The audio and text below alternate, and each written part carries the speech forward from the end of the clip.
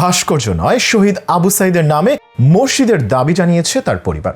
কোটা আন্দোলনের প্রথম শহীদ আবু সাইদের স্মরণে একটি ভাস্কর্য নির্মাণের গুঞ্জন শোনা যাচ্ছে বেশ জোরে সোরে। আর এই গুঞ্জন ছড়িয়ে পড়তেই আবু সাইদের বাবা সাফ জানিয়ে দিয়েছেন ছেলের নামে কোনো মূর্তি কিংবা ভাস্কর্য দেখতে চায় না। কিন্তু কেন ছেলের নামে ভাস্কর্য চাইছেন না বাবা মকবুল?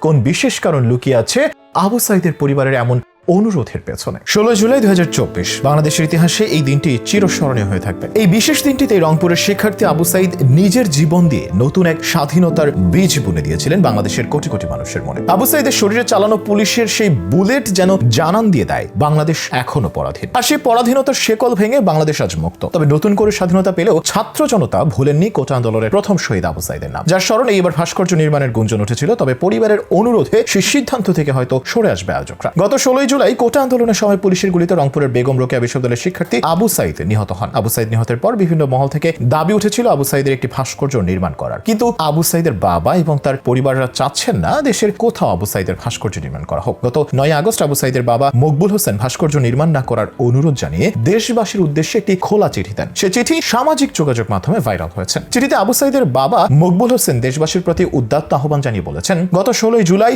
স্বৈরাচারী শেখ হাসিনার দোসরের গুলিতে নির্মমভাবে শহীদ হয়েছে আবু সাইদ। সামাজিক যোগাযোগ মাধ্যম ফেসবুকের মাধ্যমে তারা জানতে পেরেছেন কতিপয় কিছু লোক শহীদ আবু সাইদের ভাস্কর্য নির্মাণের উদ্যোগ নিয়েছে। শহীদ আবু সাইদের প্রতি ভালোবাসা থেকেই তারা এমন উদ্যোগ নিয়েছেন বলে বিশ্বাস করেন তার বাবা। তাদের সেই ভালোবাসাকে সম্মান করেন বলেও জানিয়েছেন আবু সাইদের বাবা। কিন্তু তার ছেলেকে কত কষ্ট দিয়ে হত্যা করা হয়েছে সবাই তা দেখেছে। তাই আবু সাইদের বাবা চান না তার ছেলে দুনিয়াতে যেমন কষ্ট পেয়েছে আখিরাতেও তেমন কষ্ট পাক। যেহেতু ইসলাম ধর্মের সকল মূর্তি বা ভাস্কর্য বা প্রতিকৃতি বানানো নিষিদ্ধ, সেহেতু সবার প্রতি সম্মান রেখেই আবু সাইদের বাবা অনুরোধ জানান দেশের কোন স্থানে আবু সাইদের মূর্তি বা ভাস্কর্য বা প্রতিকৃতি যেন না বানানো হয়। আর যদি তাকে স্মরণীয় করে রাখতে এমন কিছু করতেই হয়, তাহলে জনকল্যাণমুখী এমন কিছু কাজ করার অনুরোধ জানানো হয় যার সওয়াব আবু সাইদ কবরে পাবে। এ প্রসঙ্গে আবু সাইদের বড় ভাই আবু হোসেন বলেন, তার বাবা ভাস্কর্য না বানানোর জন্য দেশবাসীর কাছে উদাত্ত আহ্বান জানিয়েছেন। ভাস্কর্য বানানো নিয়ে তারা বিভিন্ন আলেমের সাথে কথা বলেছেন। তারা ভাস্কর্য না করার পক্ষে মত দিয়েছেন। আবু সাইদের নামে কোনো ব্রিজ, সড়ক, বিশ্ববিদ্যালয় কিংবা কোনো হলের নাম হতে পারে, কিন্তু ভাস্কর্য না। এদিকে ভাস্কর্য নির্মিত না হলেও সারা দেশে আবু সাইদের নামে একাধিক স্থাপনার নামকরণ করা হয়েছে। রংপুরে পার্কের মোড়ে নতুন নাম পরিবর্তন করে রাখা হয় শহীদ আবু সাইদ চত্বর। বেরোবির 1 নম্বর গেট যেখানে আবু সাইদ নিহত হয়, সেই গেটের নামও তার নামে নামকরণ করা হয়। এদিকে নোয়াখালী 2 আসনের সাবেক সংসদ সদস্য